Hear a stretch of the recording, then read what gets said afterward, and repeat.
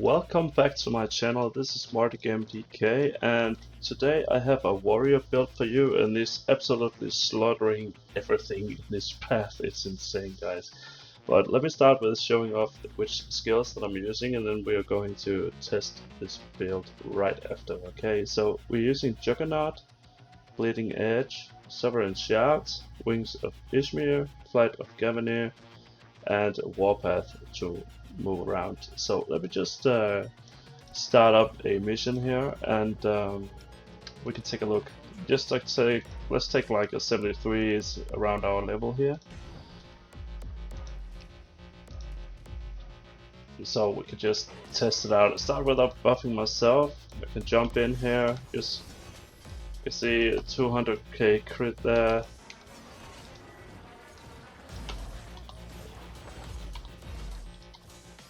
But obviously I've unlocked the 5th skill slot, and maybe you haven't got this, so you can just run without Flight of Gavanir here. This is just for extra ranged attacks. If I need this, I would love to have a little bit of range as well. So we're using the Juggernaut as a shield. It's buffed up, that can protect us when we need it, for just a little bit of extra defense, because you really need defensive stuff as well when you get going into these higher dungeons as well.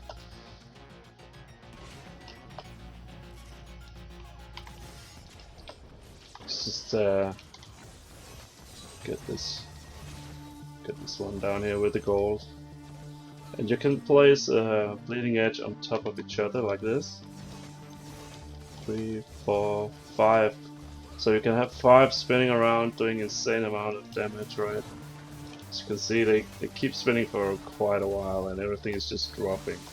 And this is a level 73, okay, so I've worked my way up to level 90 with this build.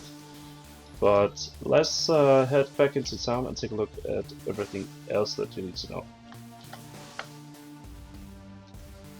So let's talk a little bit about items and the points here as well.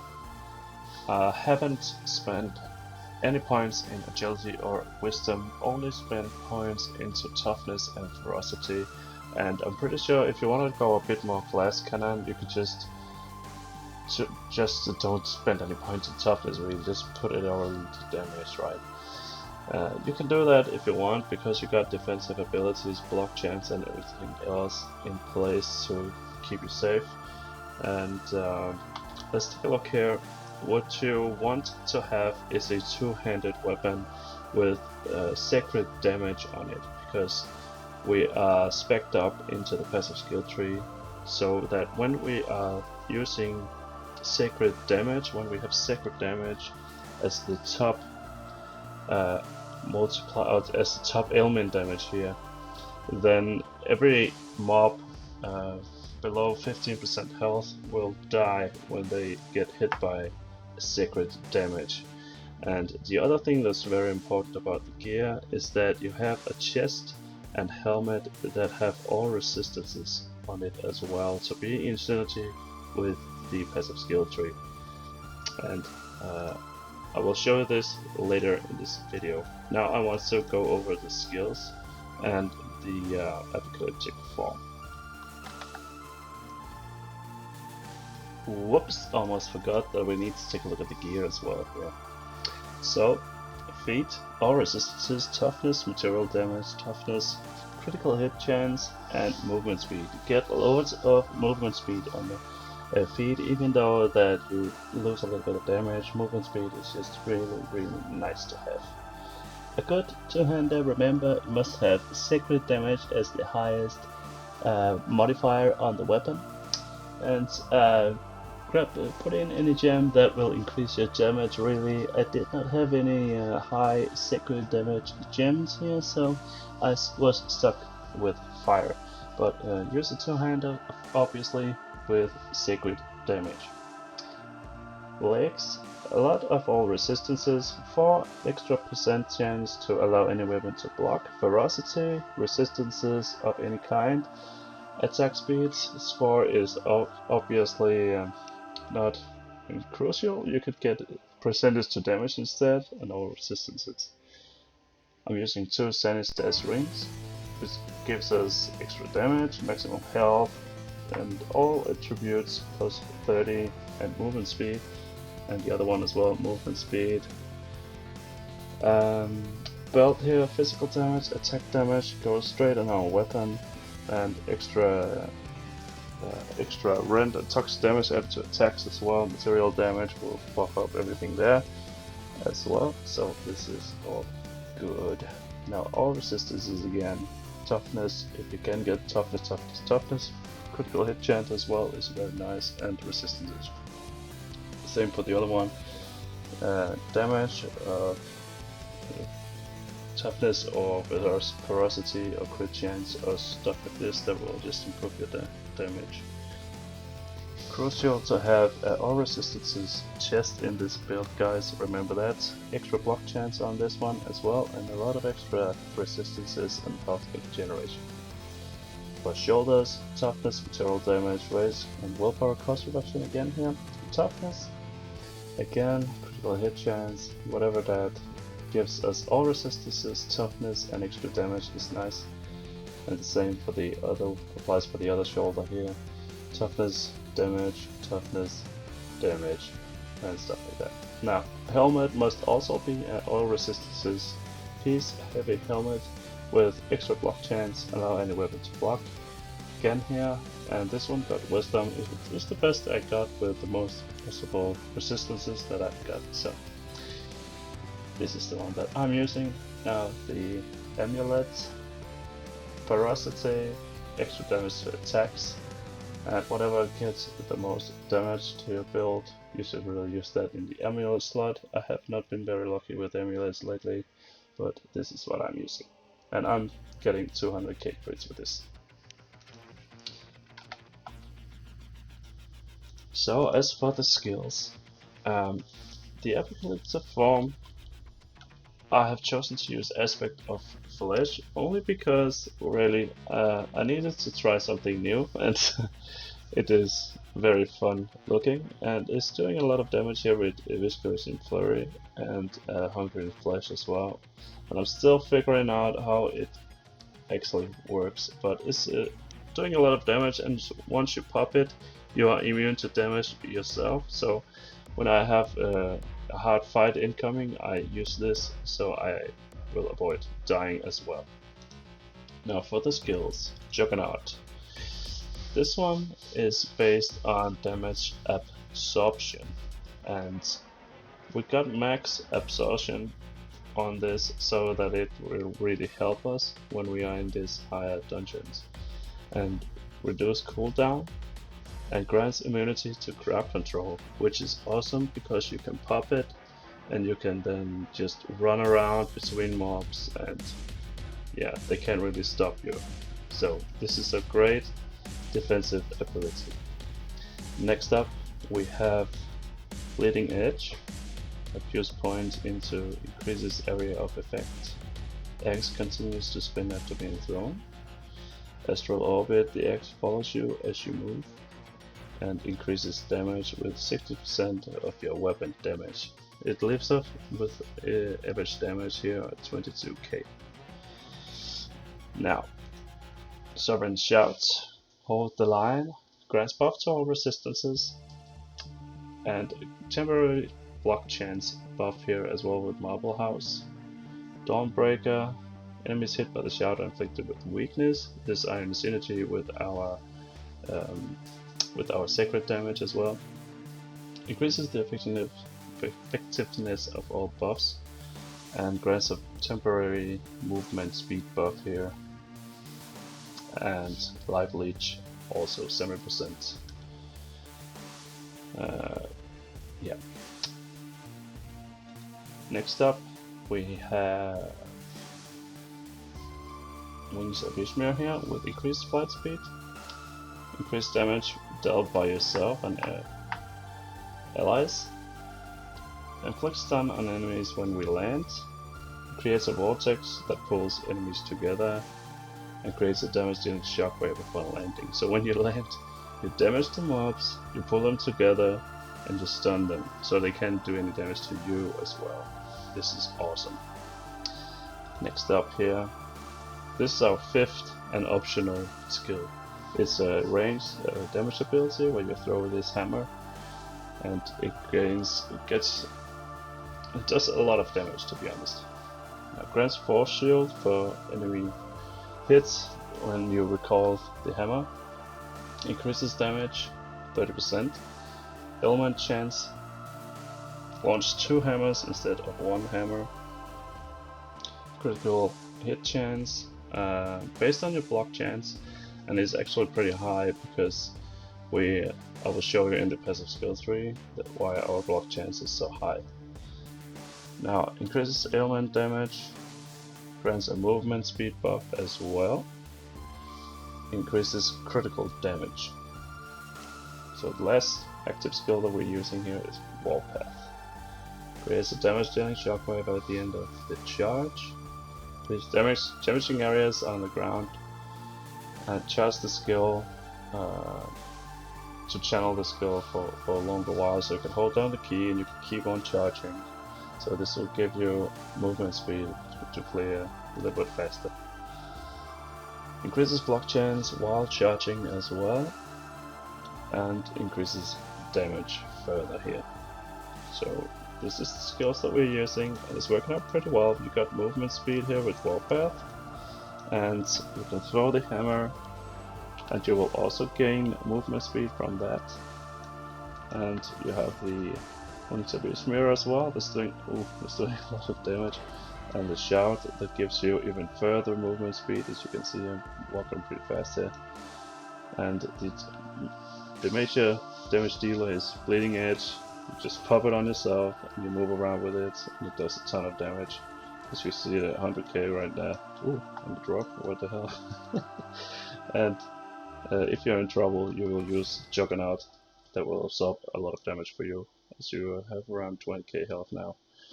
And of course, if you're not the same level as I am, you can still play the build, but the numbers will just be a bit lower, okay? So let's head on into the passive skill tree, and I will show you how everything works there. Now let's take a look at the passive skill tree. Oh, I made it! Alright, let's take a look. So this is how it looks, and let's just start at the beginning of the journey here in the passive skill tree.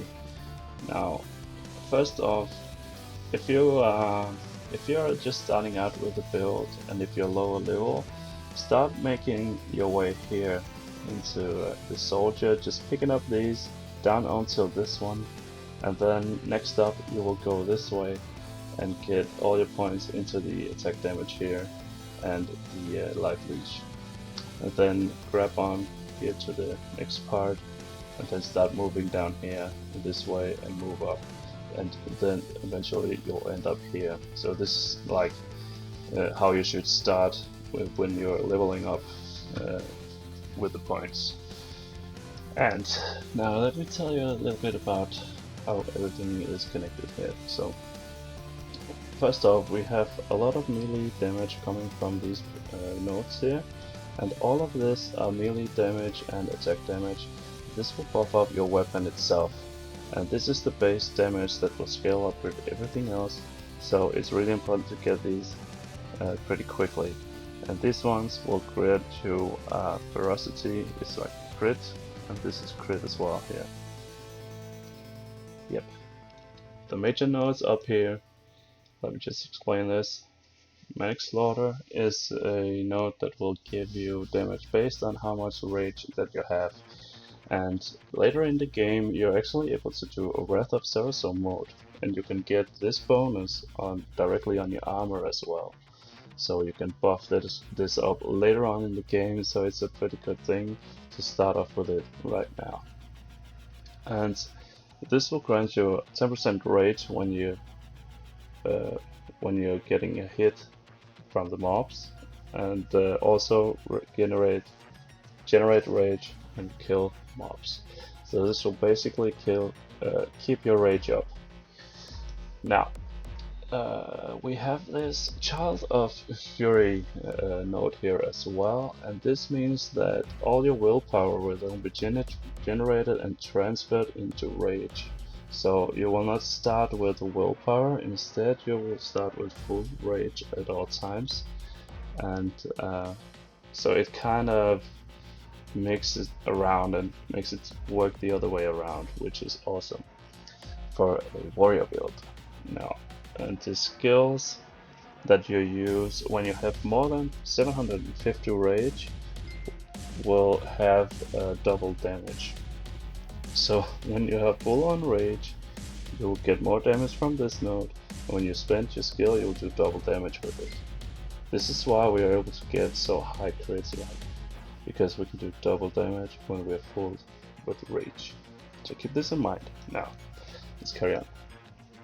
Here we get crit, and crit down here as well. And this crit damage is more worth than the 30% damage that you lose when picking this node. So we move our way down here, grabbing these, and here we're picking up 25% physical damage. 25% physical damage is a 50% damage increase on your physical, which is pretty damn nice. And here we will get the great bonus for our chest piece. This is why you have to wear a chest piece with all resistances, because what this node does is that it doubles up your all resistances on your heavy chest piece. And by picking this last node here as well, it does the same thing to your helmet. So your helmet and chest must be all resistances. Moving our way up here then. So attack damage, attack damage, attack damage, and sacred damage. Attack damage, attack damage. So here the sacred damage comes in play. You have to have a two-hander with a sacred damage, applying sacred damage, because what this node does is that when you apply sacred damage to enemies with below 50% of their health, they will instantly die. And by picking this small node here, champions will die as well when we're getting below 15% health. So this is just free damage, really, and just quicker clears, right? So it's quite awesome, guys.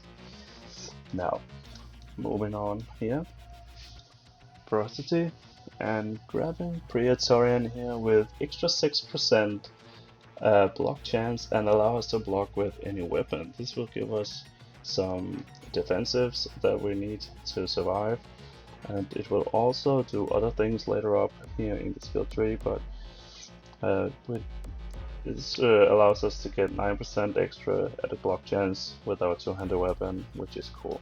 Now, grabbing some health regen, and the retaliator node here will give us damage for all our physical resistances. So the gear pieces that you have with all resistances, also this is a bit connected to this node, right? All resistances will give you damage and extra damage by picking these two nodes as well. So this is working pretty well in synergy with each other. Now moving up here, this was just the quickest way really getting up here. We can't really use these points too much. We can use wisdom, but not this one. But anyways, it's the fastest way of getting up here. So we're grabbing some extra attack damage and 10% damage to two-handed weapon damage as well. Two-handed weapon damage again, and two-handed weapon damage again, and critical hit damage, which is awesome.